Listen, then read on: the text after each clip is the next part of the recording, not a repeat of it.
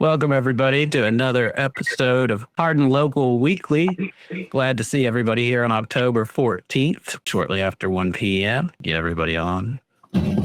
Hey, guys. Hello. Glad to see everybody here. What's up? Hey, we have Brian Walker here today, who's going to be our special guest, which we'll get into that shortly. And we also have everybody else. I'm going to let everybody do a quick, and when I say quick, just kind of, you don't have to talk super long, just for a minute or so about something that you enjoyed that you did in the past week in Hardin County. And I'll let you start, Brian, since you're our guest. Unless you need a second to think, and then we can. I didn't know I was going to be asked.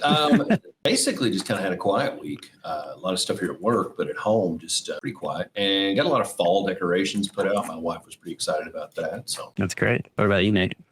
I went up to Northern End. I hung out at the winery for what they were doing. They teamed up with Chocolate Lab to see what they were doing. I didn't know that we had one up there. Me neither. My first visit to the Fine Grove Pumpkin Patch. I got a video of the tractor.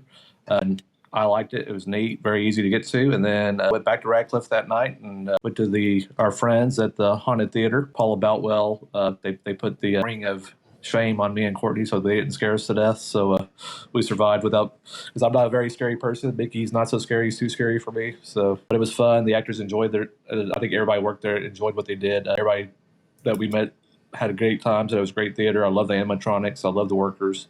Popcorn for $2. So it was a fun night. That was great. Yeah, I went to downtown on Friday, met up with some friends. We went to Hub House, and then we went to Impello's Aries, and we even stopped by BDT for a few minutes. So that was a fun Friday night. What about you, John? A couple of things. Did the record shop, picked up a couple of records at the new record shop, and had the art show at Flywheel. So that was a fun time. Sold quite a few shirts and some paintings. So that was a really good time. Had a good reception for all the artists that showed up for that. That's great. What about you, Scott? Just spend time with family. They have a busy schedule between music and arts and all that stuff. So we just kind of chilled out. That's great. Sounds like everybody had kind of a chill weekend. Well, we'll move on and have a conversation here with Brian. I brought somebody on the stream that I'm about to bring on to introduce him. We got Mr. Judge Tall. Hey, good afternoon, everyone. It's good to be here today. Yeah, thanks, Phil, for the invitation and all the crew here. It's good to see all of you. Yeah, my job today is to introduce one of our newer employees here at Hardin County Government. And I'm telling you, we are excited about it. Out in the community a lot, hear all kinds of good stuff. And, the negative stuff we won't talk about. But no, there's really hadn't been any other than, Quixie listeners have been a little bit upset, but that's to be, it's to be understood.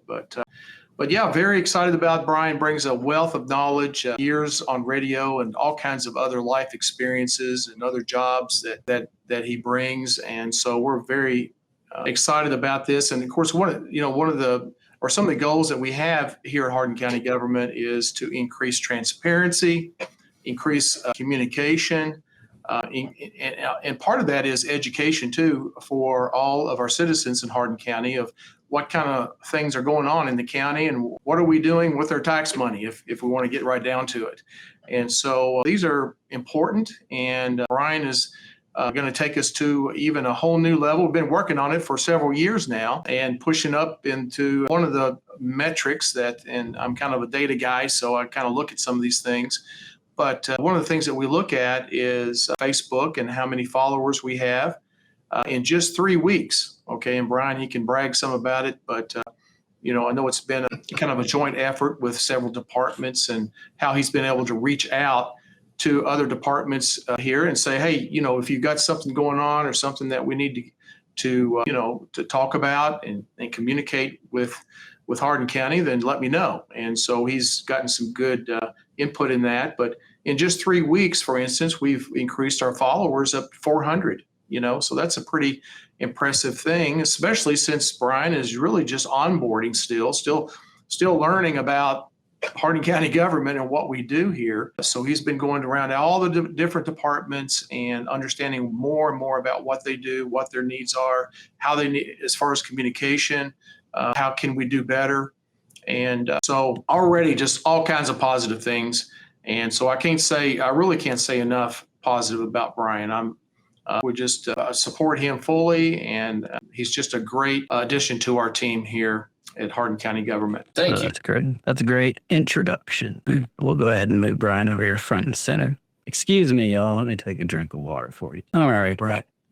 I want to start with a few quick, easy questions for you, icebreakers. Sure. What's your morning routine now that you don't have to be on air at, what time was it, 5 a.m.? No, we started the show at 6. So, yeah.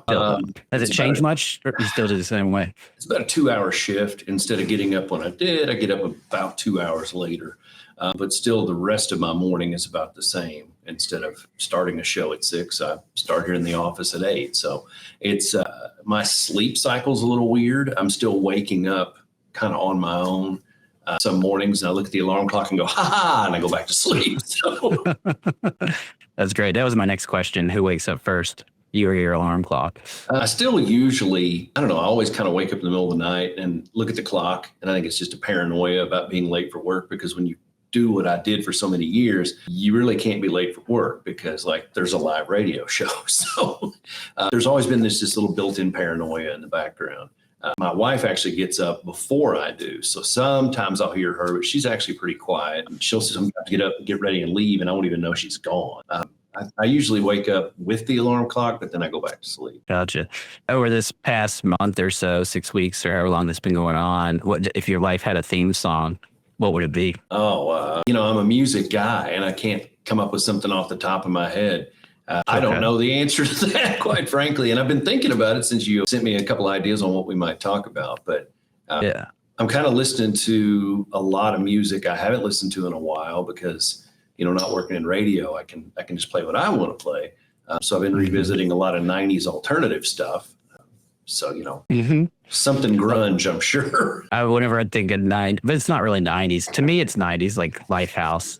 Gosh, I love Carousel or something like that, can fit maybe. But your coffee order, has it changed, or do you still pretty much drink the same thing, or do you drink coffee at all? Never been a coffee guy. I don't know why. I tried to like it. I don't have anything against it.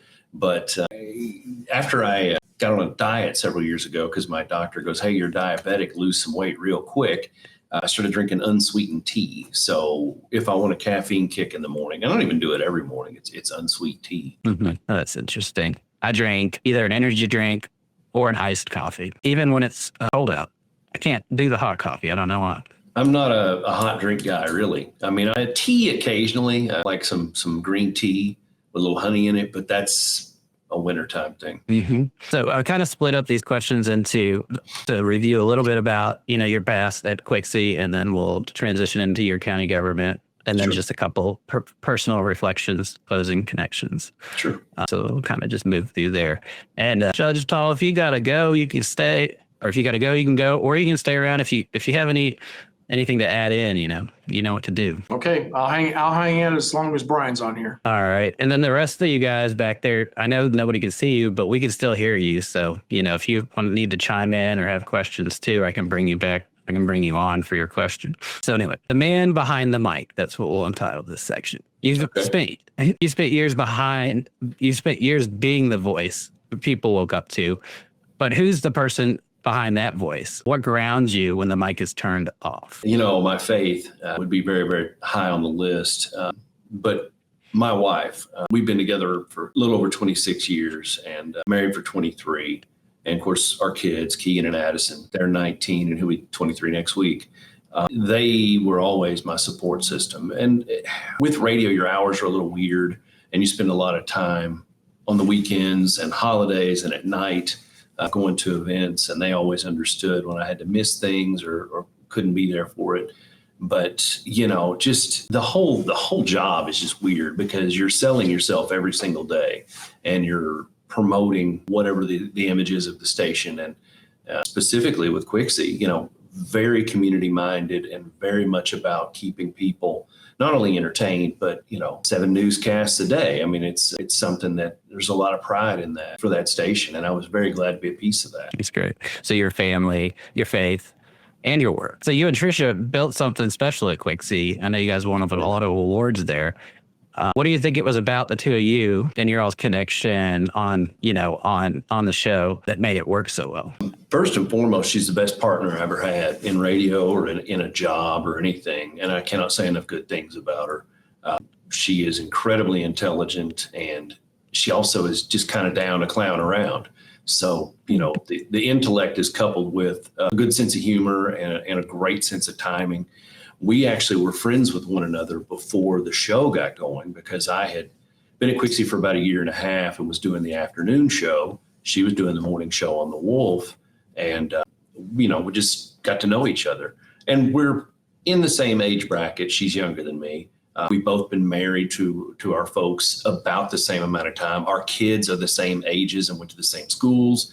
She's a Christian too. So we had a lot to similar things and kind of in a similar place in life and things like that. So whenever the opportunity for us to become partners opened up 6 years ago last month, there really wasn't a learning curve for us to be able to banter and to talk. But we sat down in the very beginning and said, this has to be 50-50. This has to be a partnership. So, my name was in the front, but somebody's name had to be in the front, and it was never my show.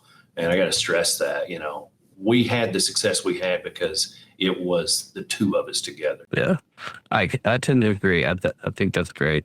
Great way to explain it. So you guys did win.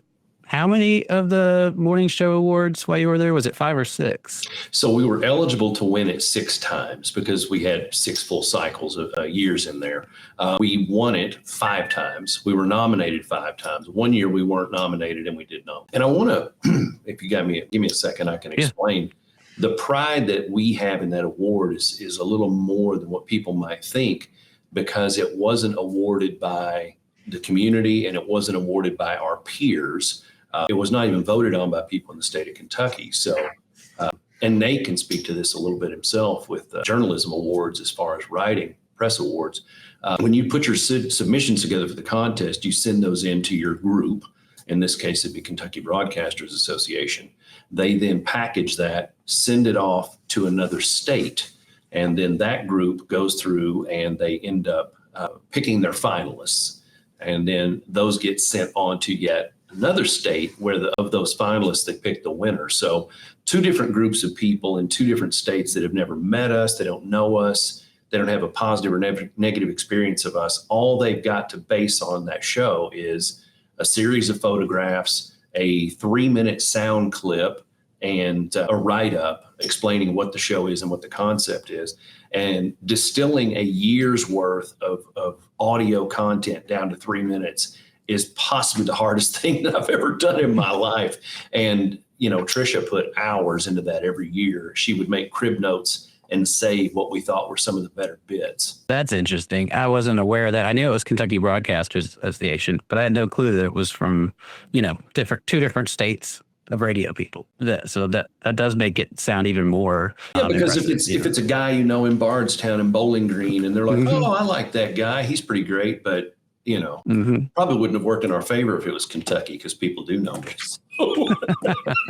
I don't know about that. But was there a particular moment, maybe a listener caller community event or story that you can think of off the top of your head that reminds you of this is why you like doing it so much? I can think of tons. Weirdly, 2 things happened in the same day. It was a public event here in Elizabethtown. And be honest, these moments happened in front of Trisha and with her. And I think if she was here and you asked her, they'd probably be in her top 10 moments that kind of got you in the heart. And those things don't have to be emotional. They could just be fun. But we had a person come up and speak to us that had not been born in the United States, and English was not their first language. And she told us that a lot of her being able to speak conversational English and to have more of a basis in slang and especially even Southern stuff was from listening to our show. And it kind of got to me, that she felt like we were something that she could rely on for that. And she said the best part of it is that she heard 2 people speaking back and forth. So it wasn't just one person talking. That same day, somebody came up to us and told us that they'd been struggling with addiction for a really long time. And that after they had gotten out a rehab facility, they started listening to our show and they said, you guys were so fun every day. It gave me kind of something to look forward to. So that was two pretty great things. But every time there was a terrible storm, every time there was a flood, every time there was a tornado, every time there was a tragedy, a bad car accident, giving away all the prizes in the world and having fun and telling jokes and being silly, that's great. But really that job to me mattered more when I could help people and be a part of the solution out in the public. I think I heard that same type of talking points from Kevin Jaggers when I had him on. Oh, yeah. About a month ago. Kevin's very similar mindset. Yeah. Yeah, which is really cool to hear. And when I'm listening to radio, which I don't listen to it as much as I used to, but I usually tune into either the Quixie Show or to the Wolf Show because you can tell you guys cared about the community. Absolutely. And I'm not saying the others didn't. I'm just saying that was the one I grew up hearing. So, it's the one that I stuck with. Radio can be incredibly personal. People feel like they know you. Did you ever have a time when a community connection surprised you or humbled you? The ones I referenced a minute ago would be part of that. But on a comedic side, my wife said, our family has lived in the public eye for so long, and a big chunk of the kids' formative years, and certainly through middle school and high school and college and things. She said, it's actually kind of nice that everything we do isn't part of what you talk about. She said, I had a total stranger walk up to me in public and say, oh, you're Donna. Congratulations on your house. And she said, I've never met this person, and they knew we'd bought a house. And that can be a little jarring, a little off-putting, but I never didn't want to have people talk to me. I never didn't want to hear from people.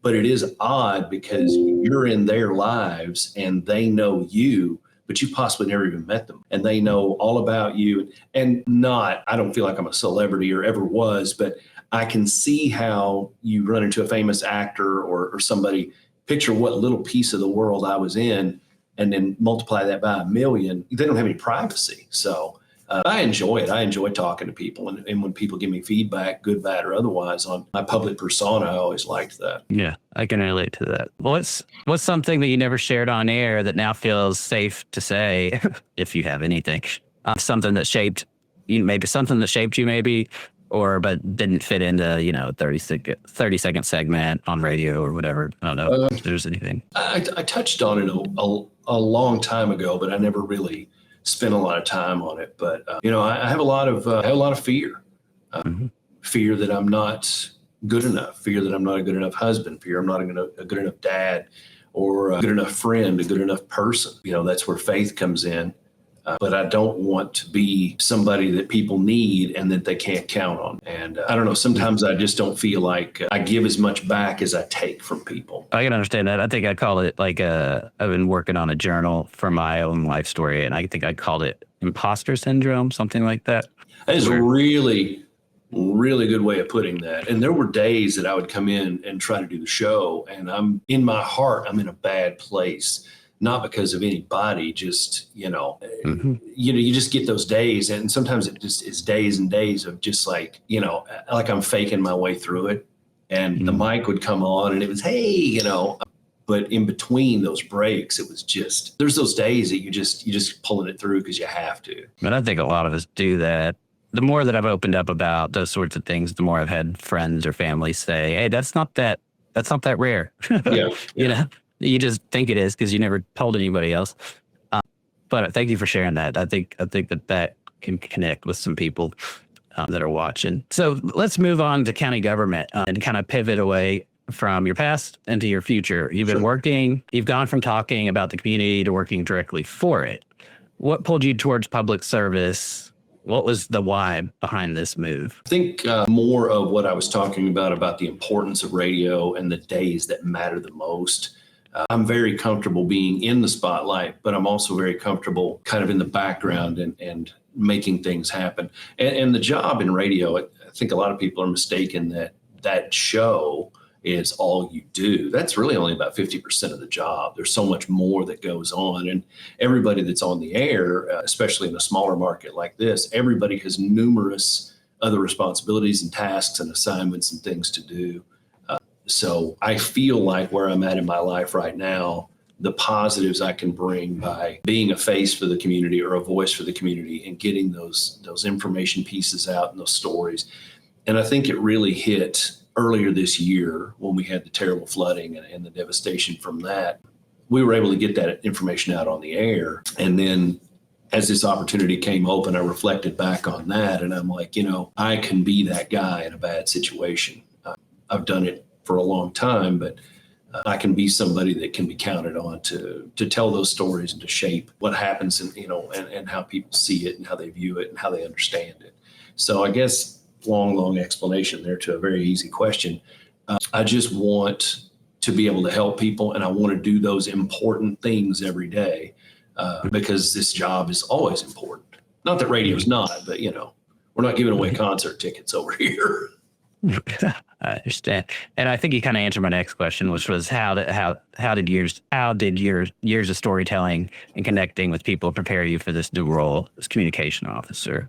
Well, I've done radio. I've done radio news. I've done a lot of social media. I also was in print journalism. Just as a person who's just a very, very natural curiosity anyway, I like to understand things. I think that you put all those pieces together, plus, I'm 54 years old, it gets you to a point where you kind of have a way to look at the giant picture and be able to bring it down to a bite-sized chunk. There's so many things that go on that it's impossible to explain it with 20 pages and photographs, but you need to dunce that down just a little bit. And I don't mean I don't mean as make it unintelligent or for people who may not, that may not be coming out right, but you need to be able to just take that huge thing and get it down to a bite size. And that's something I think I can do, or if it's just, if I got this much information, I can figure out a way to flesh that out. We had a little something come up 2 weeks ago here in county government. It was kind of in passing, somebody mentioned it, and I'm like, wait a minute, I want to know more about that. I think other people might. So I ended up writing up a bit of a story about it and putting some photos together, and the post just took off. But it was something. Which one was that? It was about a gentleman whose life had been saved by our EMS service. He'd had a heart attack 6 years ago, and the man was so touched by having his life saved. He still pops by EMS a couple of times a year. He'll bring them a small gift. And he talked about his faith and how he has a journal he keeps with thanks in it, and that those guys come up in his thoughts a lot. It was just something that meant a lot to me when I heard it, just as a person. And I'm like, other people need to hear this story. And there's enough bad things that happen out there. We're going to have those days there's a flood or there's a terrible natural disaster, a bad accident. We need to do those good stories. We need people to understand everything's not doom and gloom, and everything's not, why did this cost so much or whatever. Yeah, that's so true. I agree. That's a great, and I'm gonna make sure I link that post to that story on our link tree, which is at hardinlocal.com, so people can read that. It's not there yet, but it'll be there later today. What does communication mean to you when it's not entertainment based, but governance? Helping citizens stay informed and engaged. Is there a difference in your mind, and how? Because I know with the radio, part of your job is to entertain. I don't know if doing this now is entertain, if that's still part of your job. Although it kind of is, because you want to get people's attention. So there can be some entertainment in this, but that's not a principal driving factor, and that's not a focus or something that I'll concentrate on. But again, not everything's doom and gloom. Sometimes there's just a nice story, and it could be entertaining. It wasn't us. It had nothing to do with us, but the sheriff's office had a very positive story about those cats last week. I don't know if you saw that. They went to serve notice on someone's home, and they found some kittens in there that needed to be rescued. And they have been placed into a situation where they've gotten their care, and they're going to be adopted out. And it's a beautiful story, Not everything has to be a bad story. Of course, that, again, had nothing to do with Hardin County government specifically. The part of this that is very interesting is I'm going to be just as much involved in things that go out to the public. It's just I'm going to be in the back instead of the front. So before with radio, here's Brian and Tricia, here we are, and here's this thing we're presenting. Now it's more of the government is the thing. I'm the guy presenting it, but you won't necessarily see my face, hear my voice, or even know that I'm the one who pieced it together or put it out or was involved in it.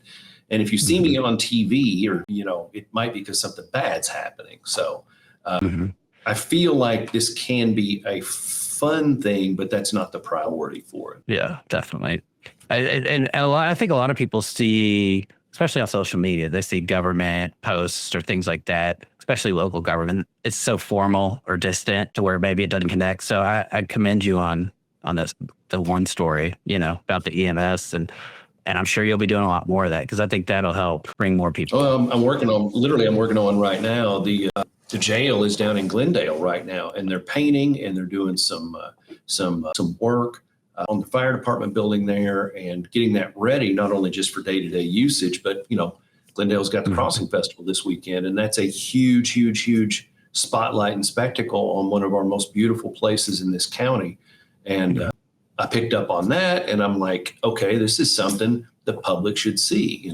Now the jail is its own entity, and they have an elected official. Josh is the jailer, but of course we all work together because the funding comes from Hardin County government. But there isn't any reason interagency stuff can't work, and I think the judge could answer this. I think that's part of what we're hoping with me in this position is interagency cooperation and interdepartmental stuff, not just here's something that happened in fiscal court. Mm-hmm. And I know and maybe you could comment on that, Judge Tall, and also because Brian and me have been talking, and I'm sure you already know, but we're going to start doing a monthly Hardin Local podcast. Well, I'm going to start doing it with Brian monthly. He's going to bring a different department on every month. Our first one will be November 7th. And I think you're doing that with the radio stations and with, some other media outlets locally as well. Going to try to make a blitz of it once a month and hit yourself, the paper, HCEC TV, radio, and with Greg Milby with his podcast as well, and try to get out a branded message all at once. Like, this is this month's focus. And that way everybody gets hit with it all at once. And hopefully you follow at least one or two of those outlets. But we're blessed in this community to have a lot of media. We really are. And in different forms too. You think some communities may not have anybody podcasting. They may not have a local paper. They may not have a local radio station, but we're blessed to have a variety of things. And I think that's great. Mm-hmm. I do too, obviously. The first edition, so y'all know, it's going to be November 7th at 1 p.m. on Hardin Local, and we'll be talking with Brian in the Road Department of Hardin County government. And these podcast episodes will be different from our weekly. We're just going to do them once a month, whenever it works out with the county government. And we also would love to have E-Town or some of the other cities join us on that day, after the Hardin County one, and go ahead and throw their information out there too. But anyway, let's move on to the last segment of this interview. And we're a little over time, so let's try to be as brief as possible. Sorry about that. I know that was my fault. No, definitely my fault. When I put the list of questions together, I was like, this is too many questions. But I like for people to get to know us. And our goal with our 1 p.m. Tuesday live stream is not to get the most viewers at 1 p.m. It's to get the most viewers throughout the week off all the recorded clips. So we don't mind going a little long. When you think about legacy, both on air and now in public service, what do you want people to remember about Brian Walker? Oh, man, that I wasn't a bad guy. I might not always get it right. I might not always be the easiest to get along with, but deep inside, I'm not a bad guy. That's good. I think that's what most of us want. I remember it was the news the other day. Somebody was interviewing, was it Trump? And he was like, well, maybe I can do some of these good things, so I'm not a bad guy or something. I think he was making a joke about it, but there's a little truth in every joke, Sure. Not trying to compare you to Trump or anything. Definitely nothing like him. As far as anyway, we're going to move on. What's been the biggest surprise about moving from a radio studio, from the radio over to the county offices? Or just like in the general, I don't mean just like the move, but has there been any surprises that you were surprised by? Not really. I was pretty sure what this would be and what I was getting into, because I already was very familiar with county government. I've lived here 30 years and being in the media as much as I have been, I try to stay informed. I try to understand. I'm getting a bigger, deeper knowledge of it now, because instead of only hearing it from fiscal court or from press releases or things on social media, I'm actually in those meetings. So instead of condensed down to, well, I brought this up before. It's, if we're talking about something that might go on over several meetings, an hour each, and then be able to now put that down into, 1,000 words, it's different. It really is, but in a more informative way. I understand that. If you could, this would be the last long question that I got. Just 4 or 5 really quick questions that are just 1-word answers. But I think this one's a good one. If you could speak directly to the people that have listened to you for all these years, What is it that you'd like to say to them now? Thank you. You could do anything you want to with your morning. And there's so much media out there now and so many things to do.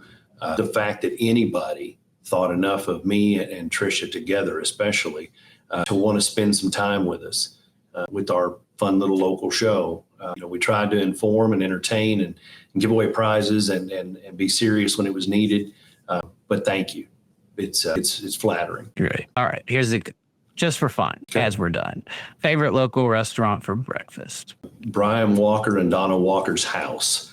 I don't get much takeout, and because of my jobs, they've always been, if I'm eating breakfast, it's something we made. It makes sense. Favorite local But I love event? eggs. I love eggs a lot. Oh, we love some fried eggs at the Tall household. Love don't we? eggs. Love eggs. Definitely fried eggs, especially. Favorite local event to cover? Oh, like as a media person, it would be hard to specify which one, but I love the local festivals that are specific to each town because all of them have their own flavor. All of them have something that they're known for. I love the parades. Sometimes you see the same people in those parades, but it's not even about that. It's, you get to see a lot of our community all put together in a small place. And I love that you get the craft vendors and the artisans and things like that. It's something my wife and I enjoy a lot, actually. Well, what about your favorite season, like weather season in Kentucky? I'm definitely going to say the summer, but my wife disagrees. She's a fall girl, but she doesn't like the heat. It's not my favorite, but I would rather be warm than cold any day of the week. And the winter, quite frankly, kind of depresses me. You look at the trees and there's no leaves on them. It's just a big dead stick, and it's just the sky is gray. So yeah, summertime for me. Okay. What's one thing Hardin County does better than anywhere else? Build roundabouts. Now, I'm going to specify this right now as a communications officer. Hardin County government has never, ever, ever built a single roundabout. Those have all been built by the state of Kentucky. And would you nod at that, Judge? I agree, and but I have no problem with roundabouts. I think no. But yeah, good or bad, they're here. But that's a part of this job.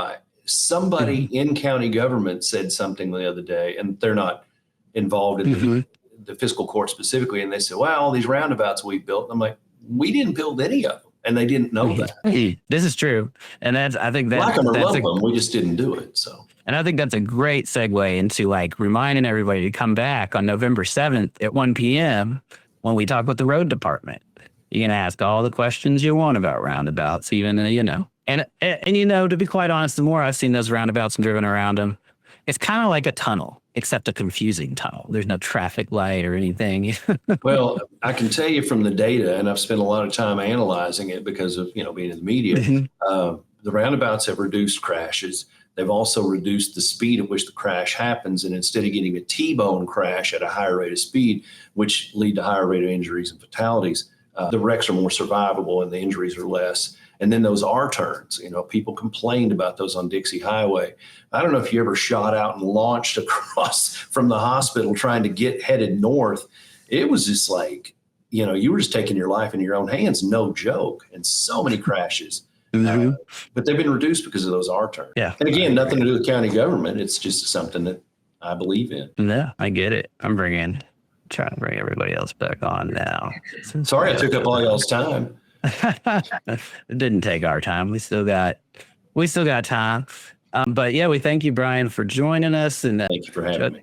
Judge Tall too. And we'll see you back, Brian, on November 7th. And like I say, you guys are welcome to stay or leave. I'm sure Judge Tall, I think you said you were going to leave after Brian was done, but it's up to you guys. We're going to move on to business news with Nate. Who are we? Okie dokie. Well, we have a lot to talk about. First, we're going to start downtown.